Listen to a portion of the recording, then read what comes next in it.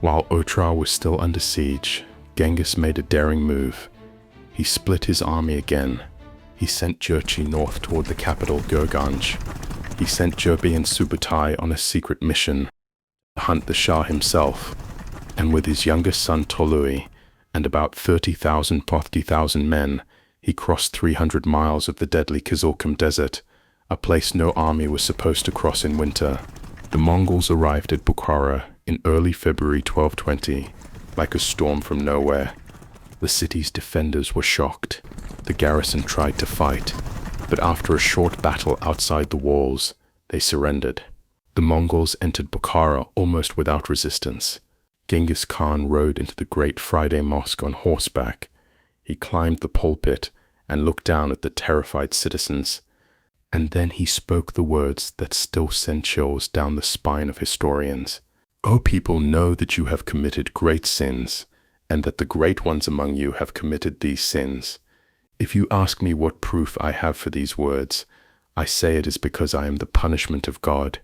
If you had not committed great sins, God would not have sent a punishment like me upon you." What happened next was hell on earth. The Mongols looted everything. They killed the soldiers who had resisted. They drove the population out into the open, where many froze or starved. The city was burned. The great libraries, the mosques, the palaces, all gone. Persian historians say the smoke from Bukhara could be seen for days. But Genghis wasn't done.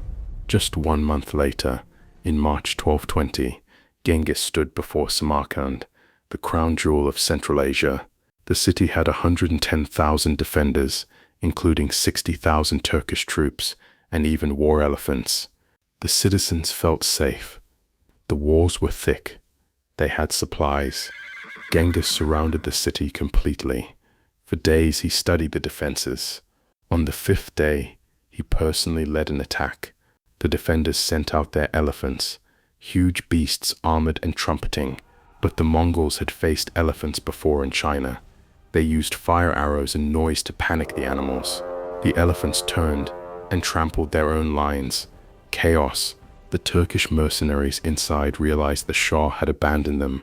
They tried to surrender and switch sides, but Genghis, furious at their earlier resistance, massacred most of them anyway.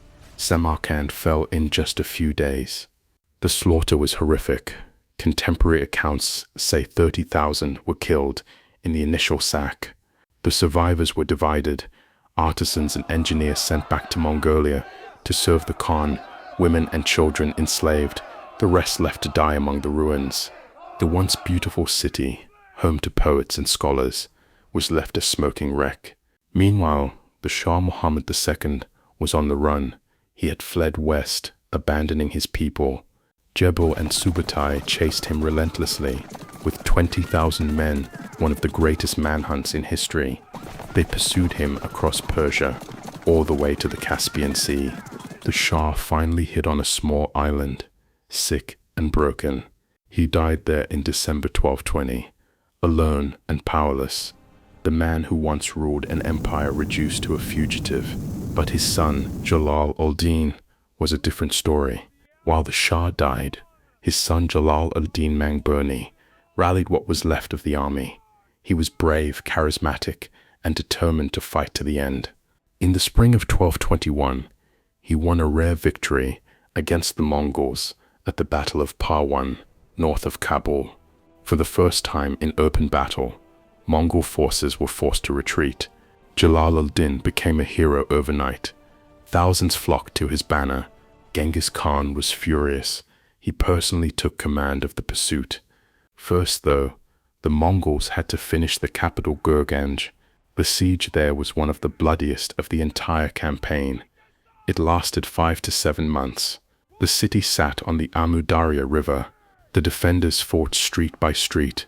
The Mongols diverted the river to flood the city, then attacked through the mud and water. When Gurganj finally fell, Genghis ordered every soldier to kill 24 civilians. According to Giovanni, that would have been 1.2 million dead, though modern historians think the number is exaggerated, but still catastrophic. The city was completely destroyed. Now Genghis turned south, after Jalal al-Din.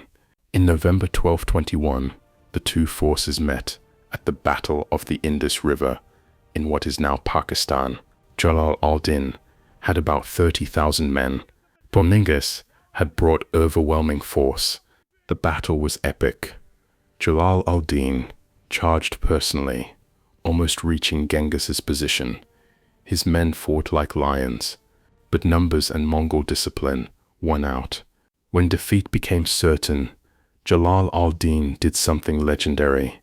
With his remaining warriors, he charged one last time to create a diversion, then turned his horse toward the mighty Indus River, swollen and rapid from the rains. He galloped full speed off a cliff into the water, armor and all, holding his horse's mane. He swam across under a hail of Mongol arrows. Genghis Khan watched from the bank and is said to have turned to his sons and said, "Such a son should have such a father." It was one of the few times Genghis ever expressed open admiration for an enemy. Jalal al-Din escaped to India, where he continued fighting for years, but his empire was gone forever. In less than 24 months, the entire Khwarazmian Empire, millions of people, centuries of culture, had been wiped from the map. Entire cities were depopulated. The irrigation systems in parts of Central Asia were destroyed and never fully recovered. The death toll is impossible to know exactly, but Persian sources speak of mountains of bones and rivers running red. Yet there was a dark irony. Once the conquest was complete, the Mongols reopened the Silk Road under their protection. Trade boomed, ideas flowed. The very destruction paved the way for the Pax Mongolica, the Mongol peace. Genghis Khan returned east in 1225, but his generals continued west. The world had changed forever. This campaign showed the world what happened when you insulted the Mongol Khan. It also showed the terrifying efficiency of the Mongol war machine. Thank you for watching this dark chapter of history. If you learned something new, hit like, share it with someone who loves epic stories. I'll see you in the next one, where the Mongols turn their eyes toward Europe. Until then, stay curious, and remember, never insult